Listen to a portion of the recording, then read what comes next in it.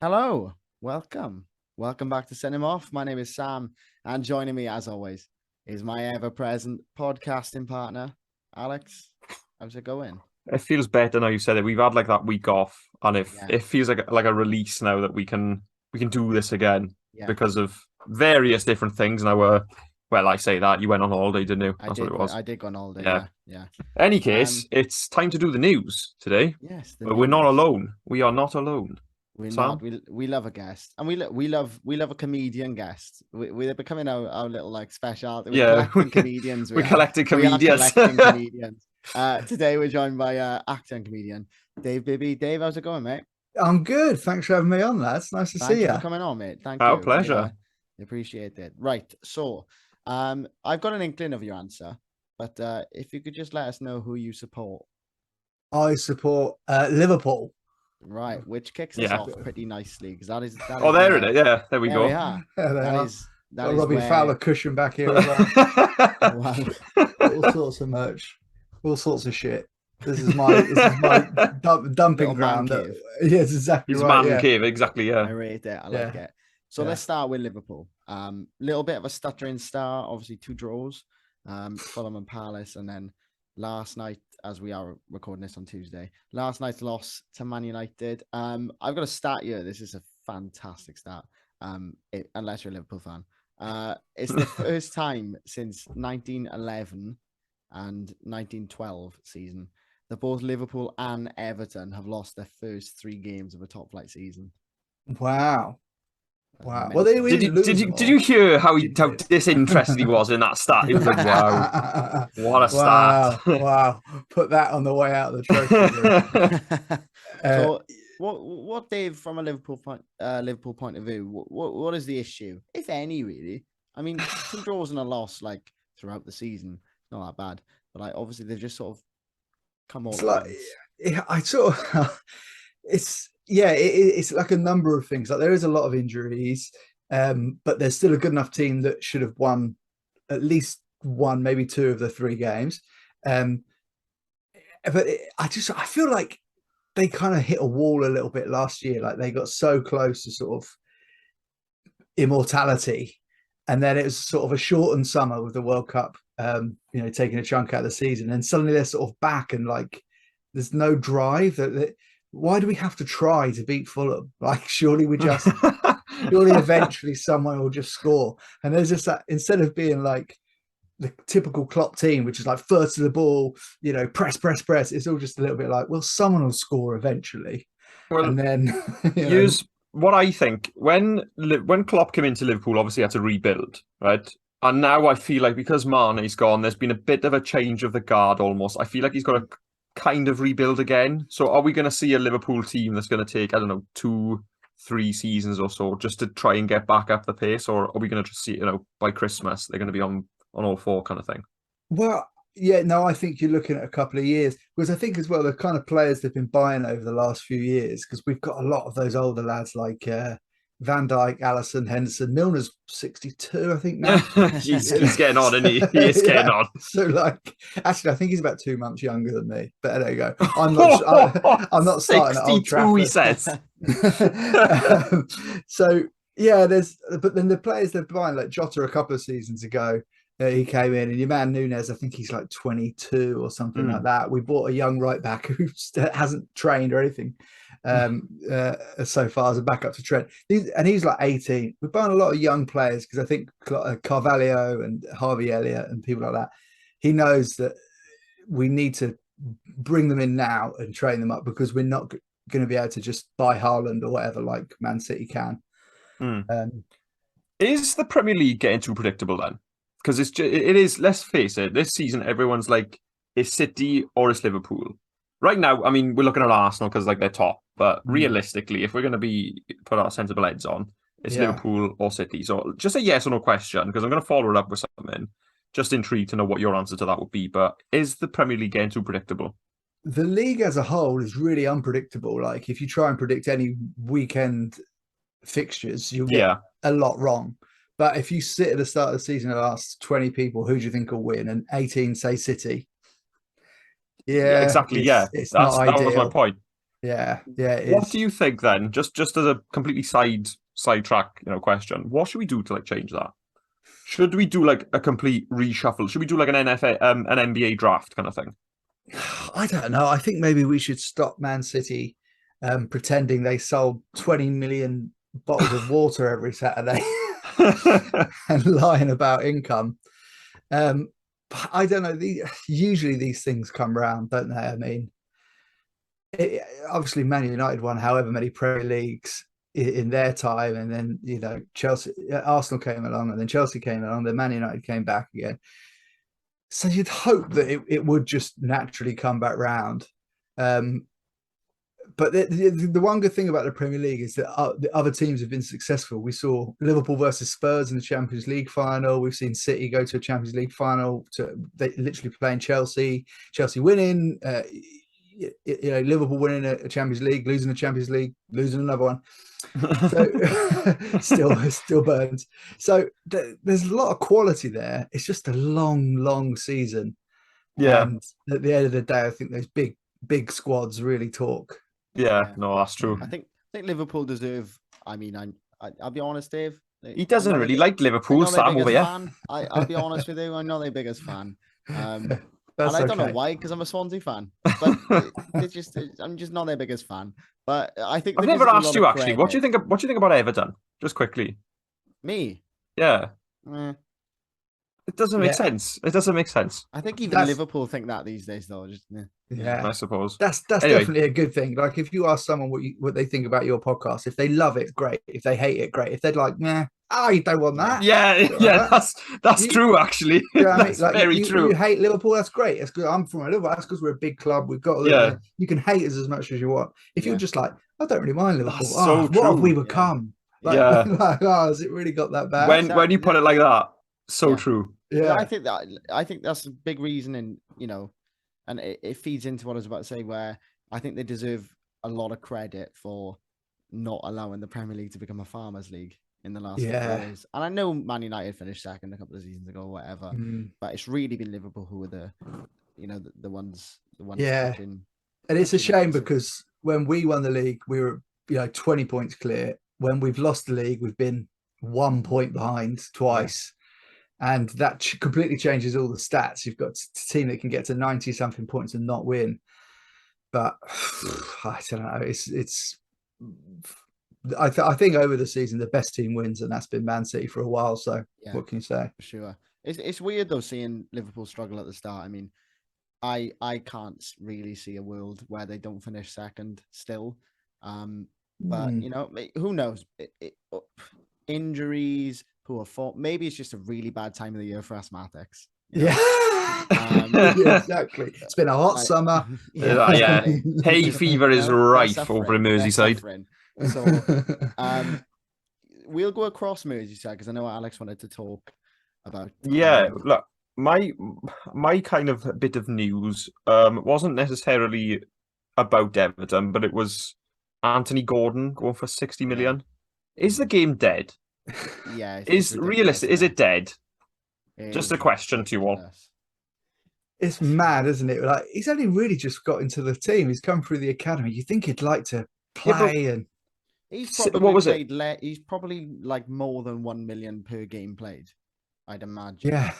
Yeah. He can't have played more than 50 games for sure.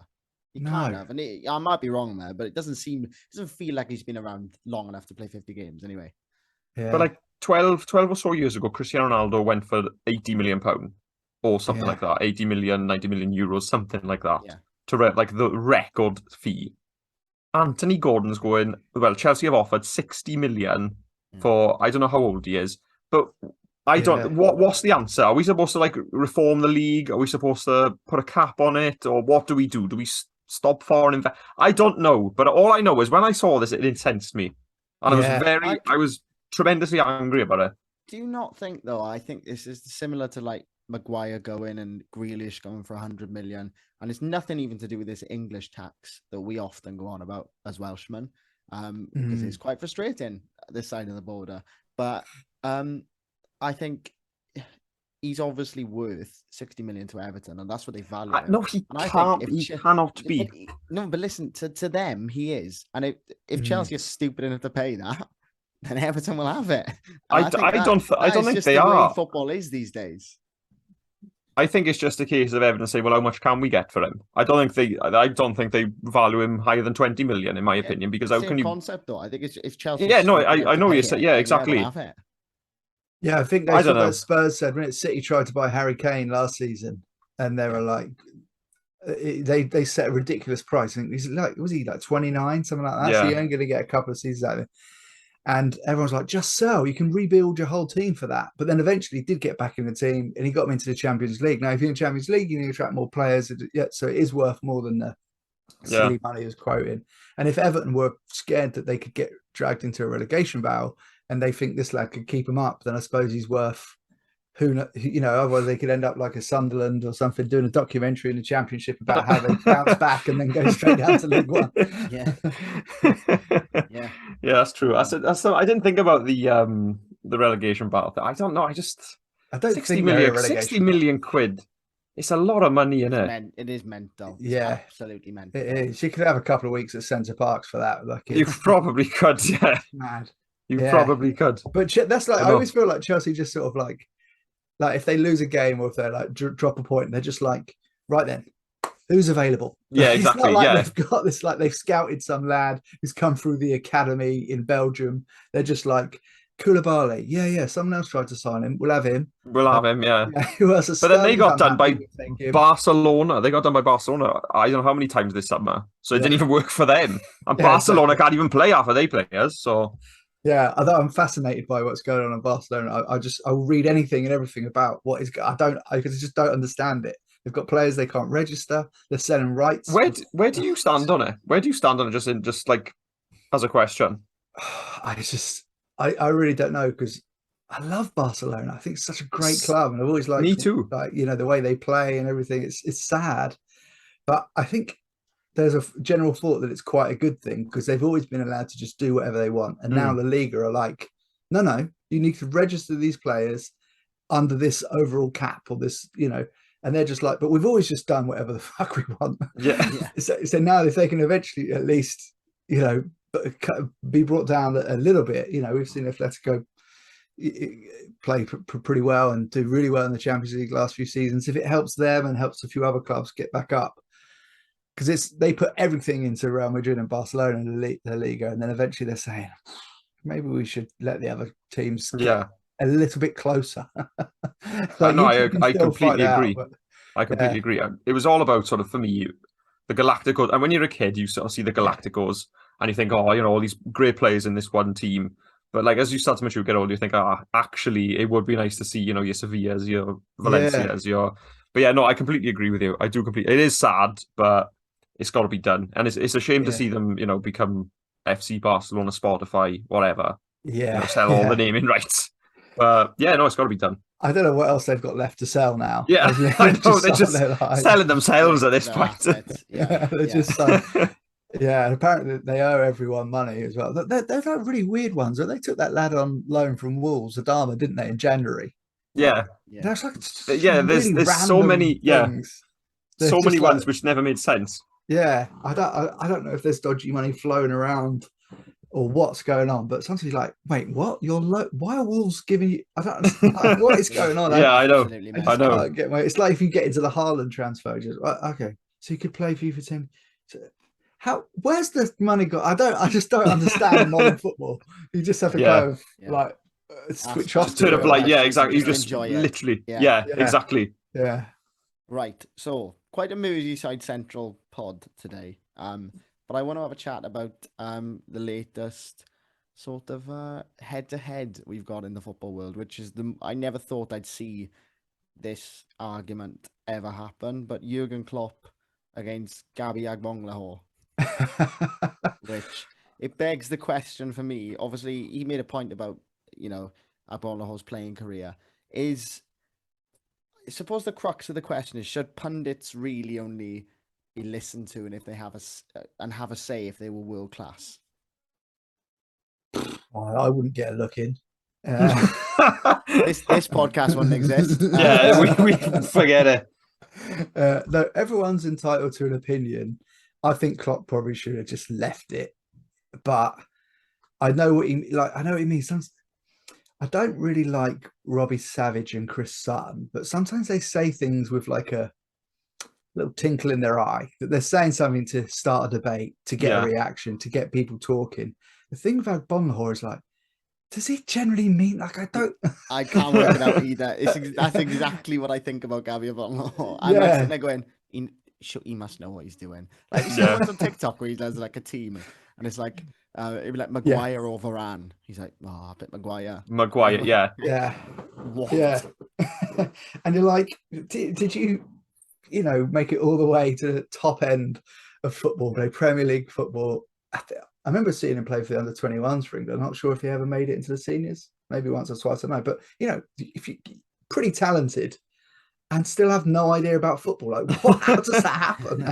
How do you never pick up any football knowledge? I find them creeping in everywhere. Like, just these obscure football, like, Ben Foster's got that YouTube channel, but he just makes it onto mainstream media all the time. And I don't mind him. I don't mind him at all. Yeah, I like Ben Foster a lot.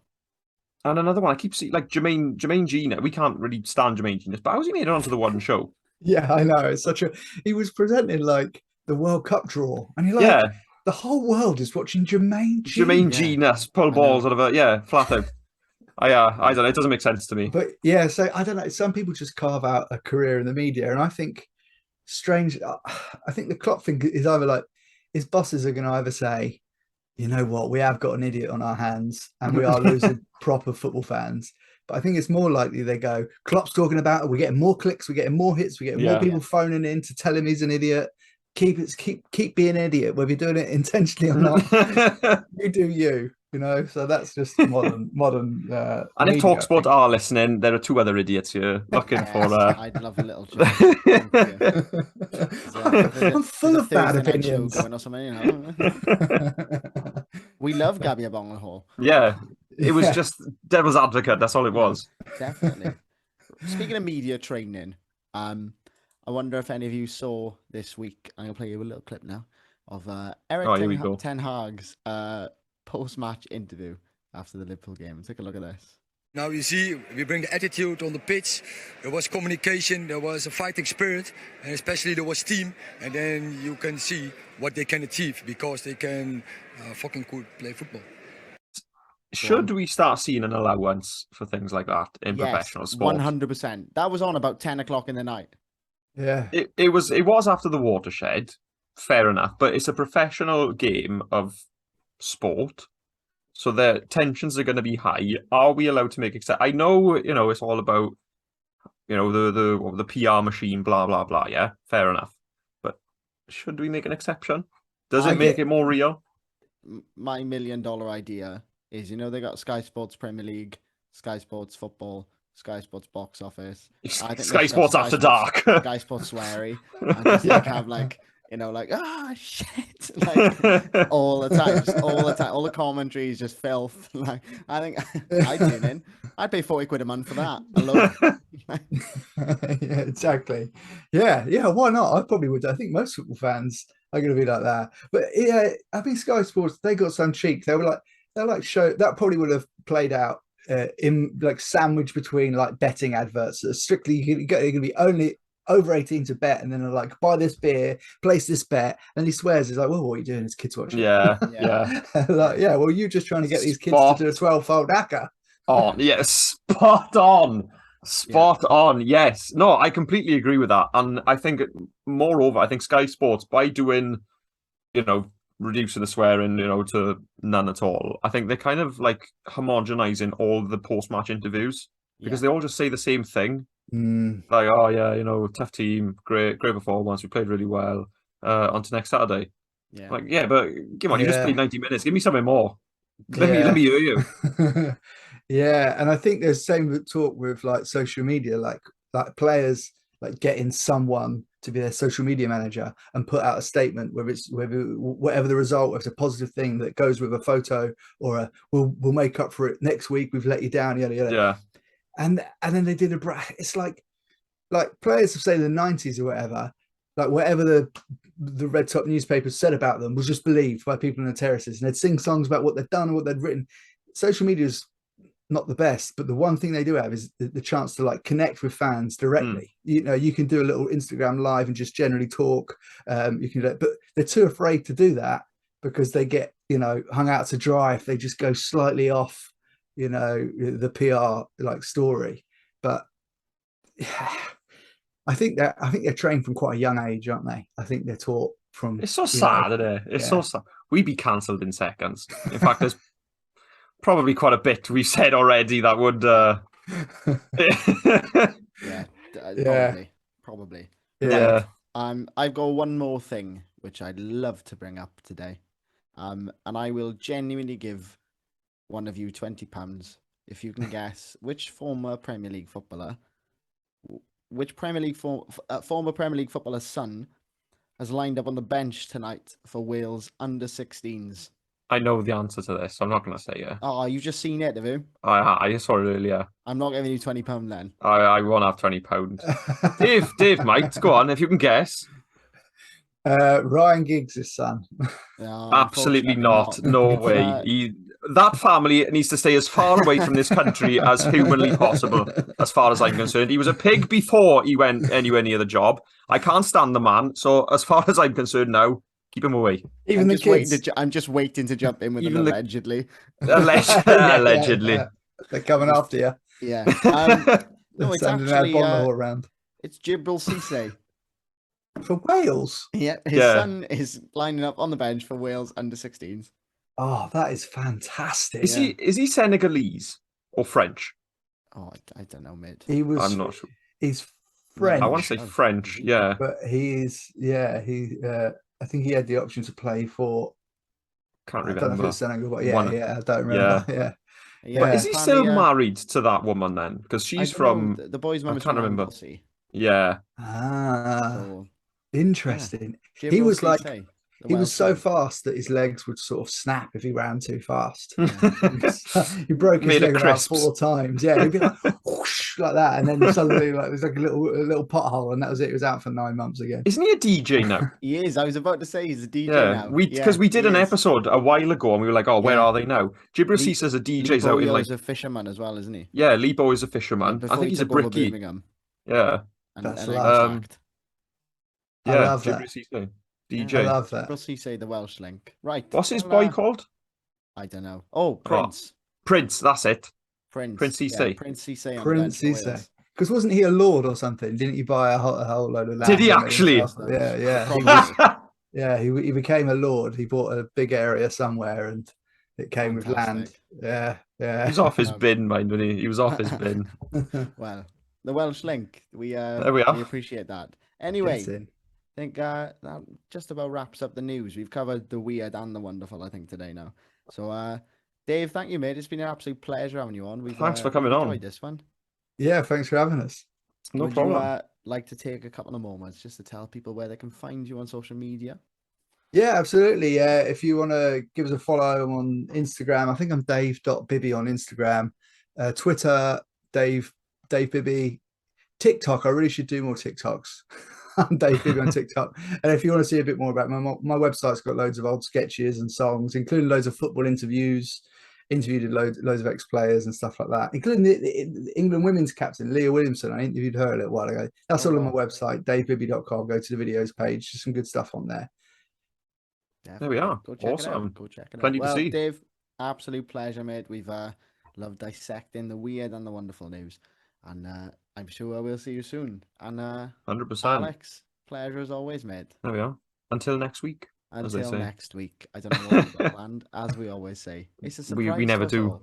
But thank you guys for listening. You can find us on Twitter if you're new.